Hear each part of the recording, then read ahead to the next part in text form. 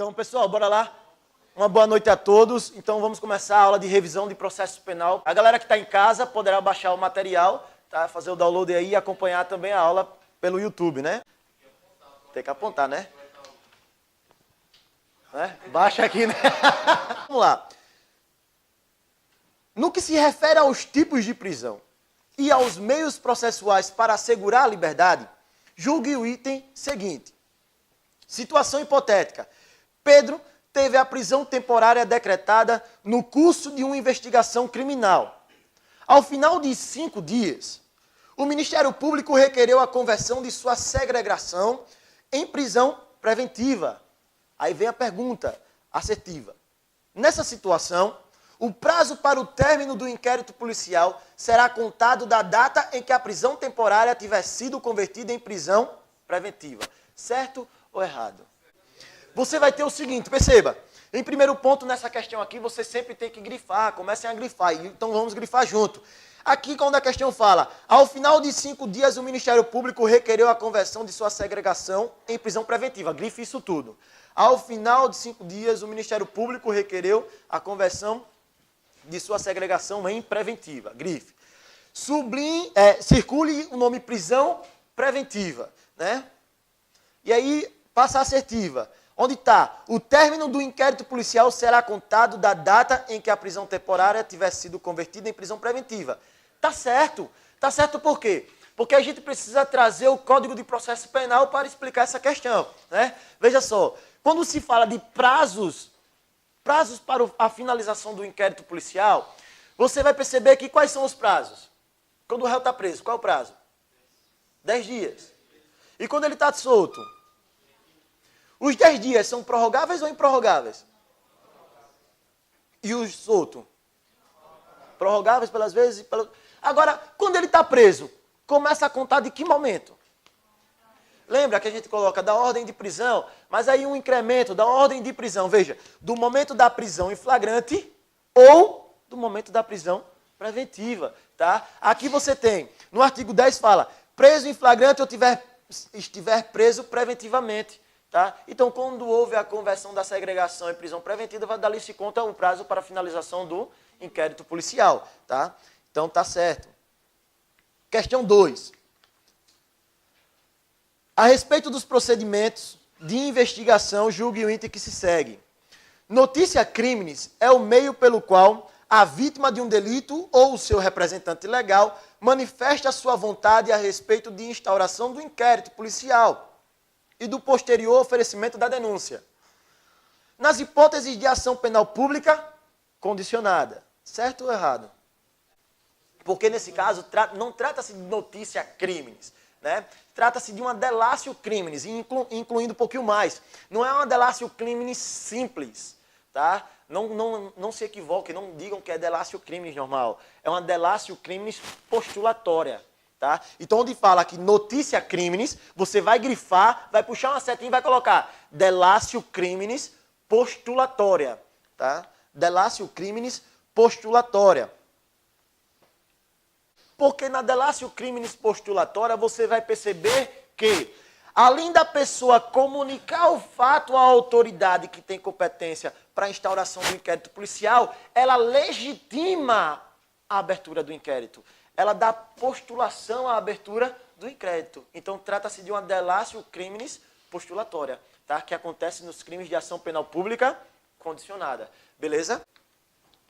A respeito dos procedimentos de investigação, julgue o item que se segue. O inquérito policial tem caráter inquisitório, dispensando a ampla defesa e o contraditório, motivo pelo qual os elementos de informação neles documentados não são disponibilizados ao defensor do investigado. Bicho, olha, quem errar uma questão dessa merece uma voadora, né? Não é nem um tapa no pé da orelha. É uma voadora, bicho. O cara tem que se levantar e dizer, bicho, quero fazer mais nenhuma prova, né? Por quê? Veja só, tá errada, por quê, cara? Por que tá errado? Você vai perceber que aqui estamos falando de uma característica. Qual é? O sigilo, né? Sendo que o sigilo, ele não atinge 3 pessoas, né? Veja, ele não atinge o juiz, o promotor, que é o Ministério Público, e o advogado. E aí, quando a gente estuda esse fator da característica da sigilosidade, a gente fala o quê? Bicho, marca o asterisco no advogado. porque sempre cai, né? E quando fala advogado, você tem que lembrar, o advogado tem acesso amplo a todos os elementos informativos contidos no inquérito policial, desde que já documentados. Meu irmão, se tiver documentado, o advogado tem acesso amplo a tudo. E aí ainda complementa, né? Que sirva ao exercício do direito de defesa, súmula vinculante 14 do STF, né? Então essa questão aqui está errada e hashtag chupa CESP, né? Aqui é para meu amigo. Julgue o próximo item, acerca da ação penal e da extinção de punibilidade. No caso de crime processável por ação penal pública, quando o Ministério Público não oferecer a denúncia no prazo legal, o ofendido poderá impetrar ação penal privada subsidiária da pública. Aí aqui, veja só, aqui é para gabaritar também, lascar a hashtag chupa-CESP, né? E ser feliz. Por quê? Porque, meu irmão, presta atenção. Aqui, sim, a gente esqueceu só de grifar as outras partes, né? Na questão anterior, grifa aí, não são disponibilizadas ao defensor do investigado, né? Não são disponibilizadas ao defensor do investigado. Por quê? Porque são, né? Tá? E nessa outra questão aqui, na questão 4, onde é que a gente precisa grifar? Veja, quando ele fala o seguinte, quando o Ministério Público não oferecer a denúncia no prazo legal, grife. Quando o Ministério Público não oferecer a denúncia no prazo legal. Quando ele não oferece denúncia no prazo legal, ele é considerado o quê? Inerte. E aí vem aquela coisa, né, bicho, quando a gente está estudando ação penal privada, aí o cara fala, bicho, olha, você não tem como errar uma questão que fale sobre ação penal privada subsidiária da pública. Né? Aí não tem como assim? Não tem porque só acontece em um único caso. Qual o caso? Inércia do MP. Aí veja, o MP é considerado inerte quando? Quando ele não pratica o DDA no prazo legal. Veja, o que é o DDA? Denúncia, diligência ou arquivamento. Não praticou o DDA no prazo legal, Madeira? Já era. Ele é considerado inerte. E aí pode o quê? Ação penal privada subsidiária da pública. Então aqui, filé na moda, marca certa aí e vai ser feliz, né? Questão 5. Ainda bota aí hashtag inércia do MP, só para vocês se lembrarem, né? O MP foi inerte, né? Se ele foi inerte, subsidiária da pública, por isso que está certa. Questão 5. Acerca do inquérito policial, julguem o próximo item. O membro do Ministério Público que participe ativamente do curso da investigação criminal não poderá oferecer denúncia, devendo, ao final do inquérito policial, encaminhar os documentos cabíveis para outro membro do parquê, que decidirá acerca do oferecimento ou não da denúncia. Certo ou errado? Errado. Por que está errado? Você vai grifar aqui, que participe ativamente do curso da investigação criminal, vai grifar isso aí, tá? E aí, nessa parte aqui, não poderá oferecer denúncia. Você vai circular o nome não poderá, né? Essas duas palavrinhas, não poderá, você vai circular, né? Você vai circular. Não poderá oferecer denúncia. Veja, tá certo ou errado? Errado. Tá errado por quê? Lembra quando a gente está na nossa aula? O cara discute o seguinte, né? Eu trouxe até que houve uma decisão do STF que fala o seguinte, que fala que o Ministério Público, o membro do MP, que ele participe ativamente das investigações, ele poderá, sim, oferecer denúncia. Por quê? Porque ele não é nem suspeito, nem impedido. Houve, de acordo com a jurisprudência, uma analogia. Essa analogia foi a analogia à separação dos poderes, aquela teoria dos freios e contrapesos, né? Check and balance, né? Que é de Montesquieu. Por quê? Porque nessa teoria, você aprende constitucional que o quê? Existem 3 poderes, né? Existem os poderes, eles devem conviver harmonicamente entre si, com as suas funções típicas e as suas funções atípicas. Aí quando você vai analisar o Ministério Público, qual é a função típica do Ministério Público? Acusar, né? Acusar e tem como função fiscal da lei, que é o custos leis. Cara, se ele pode acusar, que é o mais, também pode o menos, que é investigar. Tá? Então, com base nessa teoria aí, foi onde a ministra Carmen Lúcia, no seu parecer lá, na sua decisão, ela foi e fundamentou, permitindo que o membro do Ministério Público que investigue possa oferecer denúncia, ou seja, ele não é nem suspeito, nem impedindo. Ainda vou mais além, se vocês quiserem anotar aí, existe uma súmula que é a súmula 234 do STJ. Essa súmula 234 do STJ, ela traz justamente a situação de que o membro do MP que participe das investigações não é suspeito nem impedido para oferecimento de denúncia. Então, show de bola, beleza? Repito sim. Você vai ter que o quê? A súmula 234 do STJ, ela aborda o quê? Aborda que o membro do MP que investiga, ele não é nem suspeito, nem impedido, para o oferecimento de denúncia. Ele não é nem suspeito, nem impedido ao oferecimento de denúncia.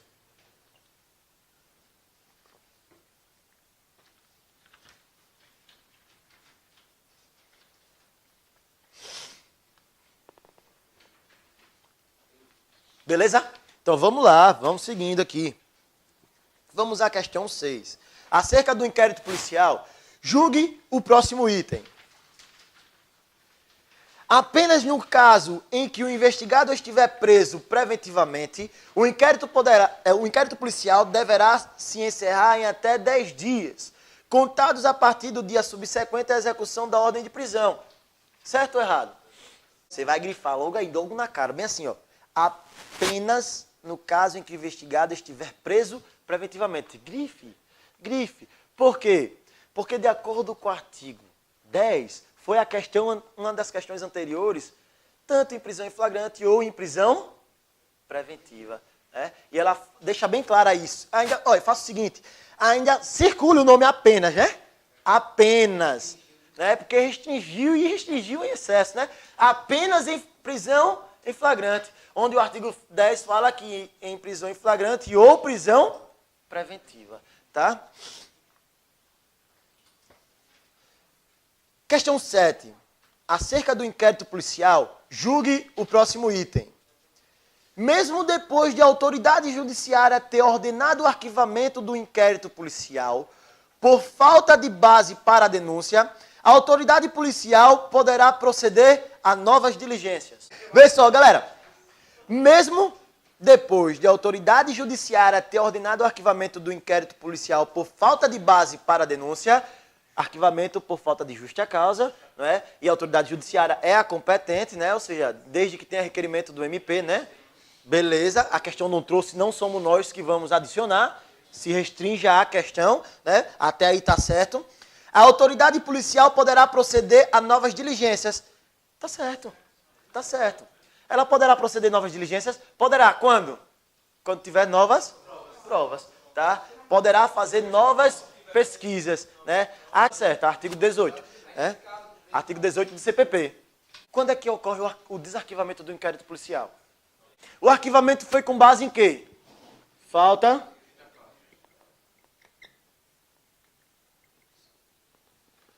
Primeiro ponto, o que é justa causa? IMC. Você tem aqui que justa causa corresponde a hashtag IMC. O que significa IMC? Você vai ter. Não é índice não, porra. É indícios. Índice de massa corporal foi foda, né? Índice. Galera, indícios, materialidade e circunstâncias. Indícios suficientes de autoria ou participação, materialidade, que é a prova da existência do crime, e as circunstâncias da ocorrência do delito, que é como o crime ocorreu. Né? Isso é a justa causa. Se houve um arquivamento, como é que pode se arquivar um inquérito policial? Como é que se arquiva um inquérito?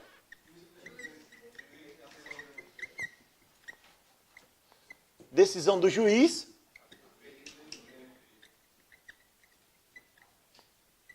A pedido do MP, beleza. Então você tem aqui o arquivamento, decisão do juiz a pedido do MP, por falta de justa causa é o IMC. Pergunta, pode ser desarquivado? Pode. Desde que tenha o quê?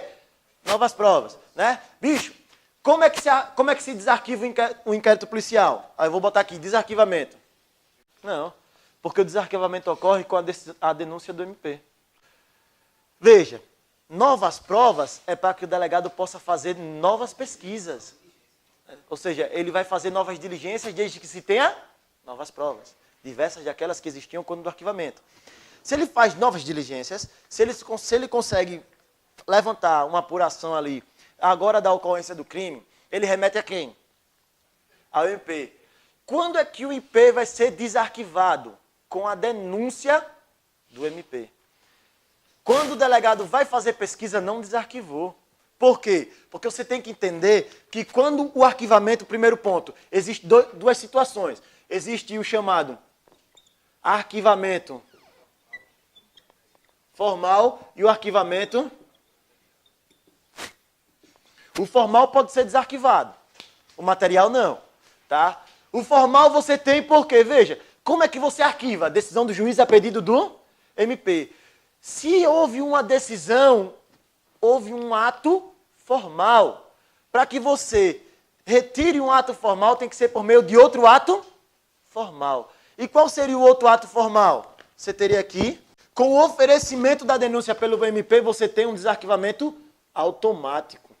Então você tem que ele só pode também oferecer denúncia desde que se tenha novas provas. Porque já foi arquivado com as provas anteriores.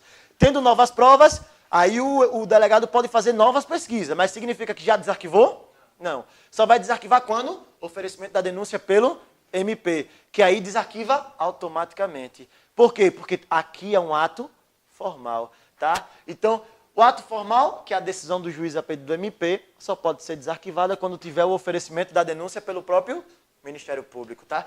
Agora, e se for material, o arquivamento material? O arquivamento material, ele faz uma seguinte situação, né? O arquivamento material, coisa julgada material, não pode ser revertida. E aí você tem o quê? O arquivamento material que ocorre por 4 situações, já era mesmo... Ó, vou botar logo aqui as situações, né? Presta atenção, que é uma revisão, né? Arquivamento material, você vai ter arquivamento material quando? A tipicidade do fato. Você vai ter o arquivamento material por excludente.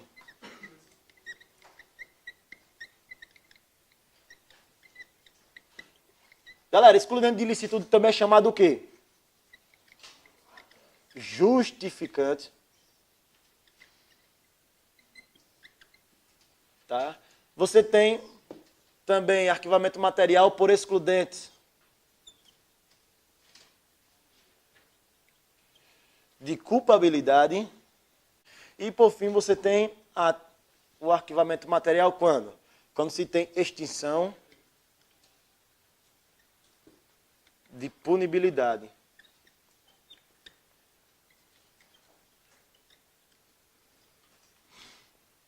Então, você vai ter aqui, ó.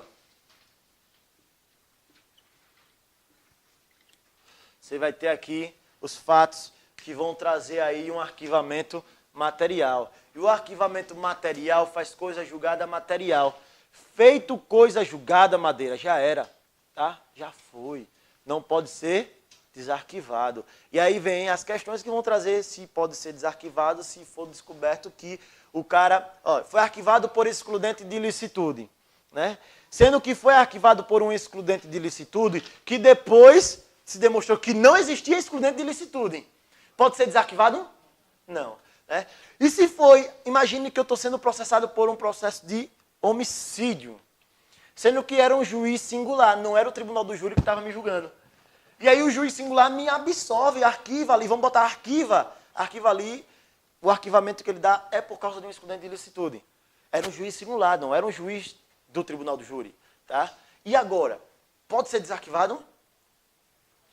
Aí entra uma observação, não pode ser desarquivado, mesmo que a decisão tenha sido proferida por um juízo incompetente. Tá? Mesmo que o juízo não seja o competente, já era, faz coisa julgada. Tá? PP, né? E se quiser, faça esses esquemazinhos na folha, na parte de trás da folha, que é para você, ou em algum lado aí, que é para você estar sempre ligado nas paradas, né, velho? Questão 8. Acerca dos princípios que regem o processo penal brasileiro, julgue o item subsequente.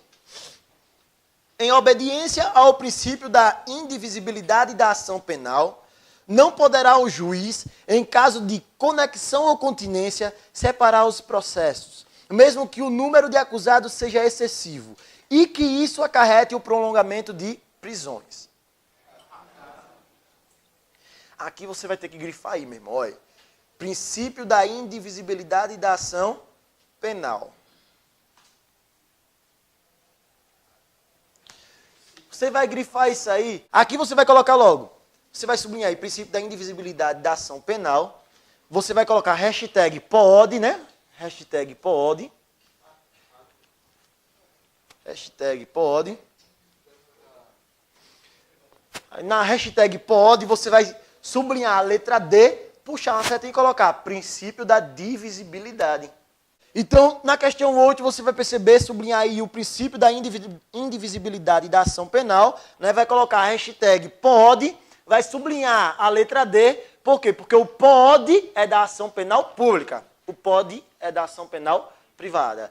No pode, você tem os princípios que são norteadores da ação penal pública. E quando você sublinha o D, significa divisibilidade. Né? É pessoalidade, obrigatoriedade, oficialidade, divisibilidade e indisponibilidade. Tá bom? Então, você vai ter aí, essa questão está errada, porque ele pode sim, a ação penal ela pode ser fracionada. Tá? A ação penal ela pode ser fracionada. O pode. Na hashtag pode, você vai sublinhar a letra D e colocar o princípio da divisibilidade. O P significa pessoalidade ou intranscendência. Né? Pessoalidade. Não, pô, peraí, vai. Né? Não complica não, porra. Bicho, eu tô querendo... Porra, aí é foda, né? Eu não posso nem olhar pro relógio, né? Pra dizer. Pessoalidade, obrigatoriedade, oficialidade, divisibilidade e indisponibilidade, né? Beleza. Vamos embora que o negócio é bom, né? E aí vem a questão 9. A respeito da ação penal, julgue o item a seguir. O Ministério Público detém privativamente a legitimidade para propor ação penal pública, ainda que a proposição seja condicionada à representação do ofendido ou à requisição do ministro da Justiça. E aí? Aqui você vai colocar hashtag pode. De novo, hashtag pode. Perceba, galera, lembra quando a gente está estudando ação penal que eu disse, bicho, olha, vocês precisam estar sempre atentos aos princípios. Geralmente é sempre cobrado princípios. Tá? Se você domina os princípios, você tem base para responder todas as questões de ação penal. Tá? Por quê? Porque geralmente elas sempre cobram princípios. Tá? Vai botar hashtag pode. Você vai chegar no segundo O, vai sublinhar. Tá? No segundo O, vai sublinhar, vai puxar uma setinha e vai colocar o quê? Oficialidade. Né? Oficialidade. Né? No segundo O, você vai botar a hashtag pode. No segundo O, você vai colocar uma setinha oficialidade. Né? Vou mais além. Você precisa entender que quando se fala de oficialidade, significa que o quê? A denúncia é uma peça privativa do MP.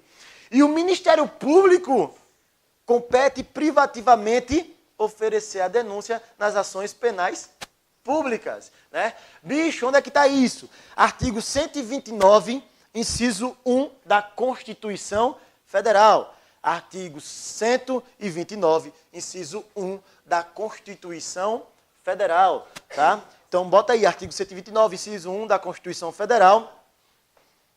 Se quiser complementar nesses espacinhos, você colocar ao MP, compete promover, vírgula, privativamente, vírgula, ao MP compete promover, vírgula, privativamente, vírgula,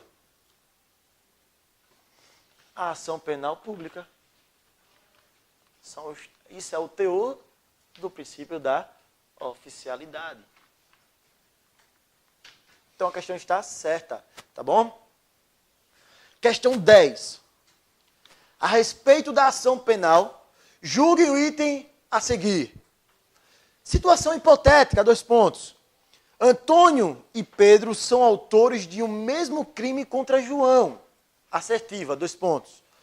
Nessa situação, João poderá renunciar ao exercício do seu direito de queixa em relação a Antônio e mantê-lo em relação a Pedro. Cara, isso aí...